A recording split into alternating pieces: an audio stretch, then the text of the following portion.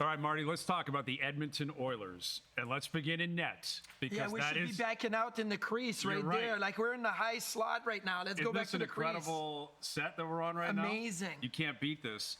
And in net, there's a lot of concern about what could happen in the future.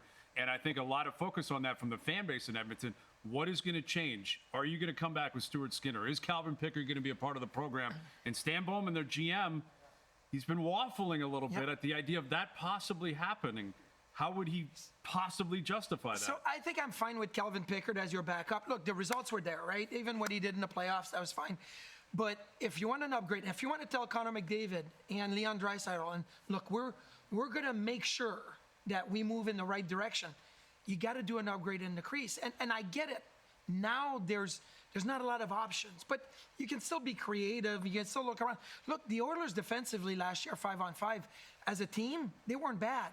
They were 7th in the league in expected goals against at 5-on-5, but they were 19th in actual goals against, 22nd at 5-on-5. So it's not good enough. Like, you got to take a step forward, or you got to make major changes when it comes to how your goalies are trained, how they're handled in the season. Like Stuart Skinner, there's times he looks fantastic, and there's times where it's all over the place. And that can't be. You have to be consistent. So, yeah, I mean, I tossed a name like Elvis Merzlikins' name out earlier, just because Columbus, they've already traded Tarasov to Florida. They have Jet Greaves as a up-and-comer.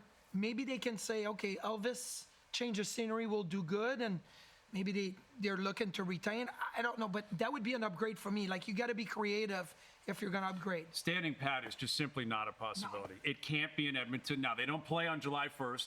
They don't play on July 2nd or July 3rd. You have a couple of months here to figure it out. But you look at what even Colorado did last year. They completely turned over their goaltending room. Completely turned over. They didn't just accept, well, there's no other options. What are we going to do? So that's not going to fly with Stan Bowman and the Oilers. Now, I would expect one of them to return. I think it's likely Calvin Pickard. Yeah. But you mentioned a name. Well, I was talking about the fans. And the fans looking at the Oilers and saying, what are you doing? You mentioned the big boy, Connor McDavid. Yeah. He, most importantly, is looking at this saying, who can you get me that can help me and my teammates get over the top? Because clearly, even though they got to the Cup final 2 years in a row, Skinner, Pickard, it's not going to work. But look, Evan Bouchard signed a 4-year deal. He probably could have signed a 7 or 8-year deal at that money if he wanted to. No, he's like, you know what, 4 years. I want to see where we are in 4 years, because ultimately you want to win a cup. Like, I know you want to make money and it's a great career, but you want to win a cup. Connor McDavid probably going to say, give me 2. Give me 2 years, and then we'll see where we are in 2 years from now.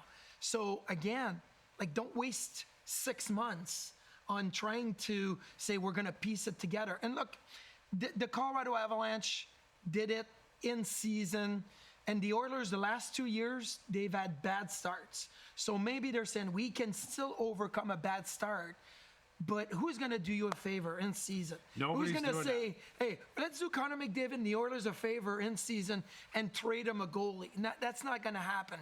You need to pay the big price, and they don't have a lot of picks, but maybe there's a few prospects you can send out and get it done. Well, at this point, it's just players leaving Edmonton, but none of them have been goaltenders yet. Yeah. Skinner's still there. Pickard's still there. A lot of offseason left. We'll see what happens in Edmonton.